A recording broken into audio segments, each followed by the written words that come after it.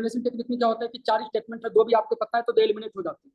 4 matches दे रखे हैं, 3 matches दे रखे हैं, गॉट इट। तो मैचेस के अंदर भी क्या होगा, आप वो एलिमिनेशन टेक्निक डायरेक्टली अप्लाई कर सकते हो, गॉट इट। अगर 4 मैच है तो 2 ही आंसर होगा उसका, 5 मैच है तो 3 ही आंसर होगा उसका, 6 मैच है तो अगेन 4 ही आंसर होगा उसका, गॉट इट। जब 3 मैचेस होते हैं तब वहां पे आपको सोचना पड़ेगा। 3 मैचेस में कभी 1 आंसर होता है, कभी 2 आंसर होता है, कभी 0 आंसर होता है। तो अभी हमने आपको पहले से बता रखा है। ओके, जब 3 मैचेस का क्वेश्चन दे रखा है, 3 मैच है उसमें, गॉट इट।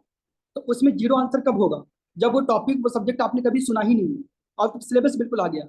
जैसे कि मेडा गास्कर के अंदर कोई स्पीसीज पाई जाती है, उसके बारे में उन्होंने कुछ पूछ दिया, तो उसमें आप आंसर नन मार्क कर सकते हैं, गॉट इट। उसके बाद 3 में से 1 आंसर कब होगा, जब टॉपिक पूरी तरीके से रैंडम नहीं है, स्ट्रेंज नहीं है, उसमें थोड़ा सा आइडिया है आपको, गॉट इट। आपको लगता है कि हाँ ये तो सिलेबस से ही पूछा गया, गॉट इट, इसके बारे में मैंने पढ़ा है। तो 3 में से अगर एक भी स्टेटमेंट आपको लगता है कि yes I am very much familiar with it, then you know that would be correct. तो 3 में से 2 करेक्ट कब होंगे, गॉट इट, जहां पर वो पूरी तरीके से फैमिलियर है आपके लिए, 100% फैमिलियर है, बहुत ही पॉपुलर फैक्ट है वो, गॉट इट।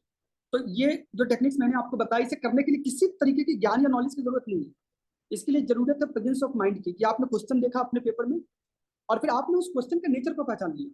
नेचर भी है कि क्या ये पॉसिबिलिटी के ऊपर स्टेटमेंट बात कर रहे हैं, क्या ये हमारी प्रोबेबिलिटी के ऊपर बात कर रहे हैं, क्या ये गवर्नमेंट को नेगेटिव वे में दिखा रहे हैं, कॉन्स्टिट्यूशन को नेगेटिव वे में दिखा रहे हैं, फ्रीडम फाइटर्स को नेगेटिव वे में दिखा रहे हैं और पॉजिटिव वे में दिखा रहे हैं।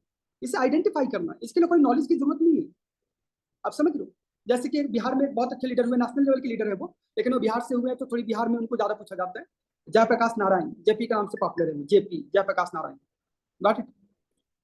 सो जयप्रकाश नारायण एक फ्रीडम फाइटर रहे हैं और उनके बारे में अगर कोई क्वेश्चन आता है, कोई स्टेटमेंट आती है, तो जितनी भी पॉजिटिव चीजें होंगी जो उनको एक हीरो के तौर पे दिखाती है, सकारात्मक पर्सपेक्टिव में, नजरिए में उनको दिखाते हैं, तो वो स्टेटमेंट हम करेक्ट मानेंगे, गेटिंग इट।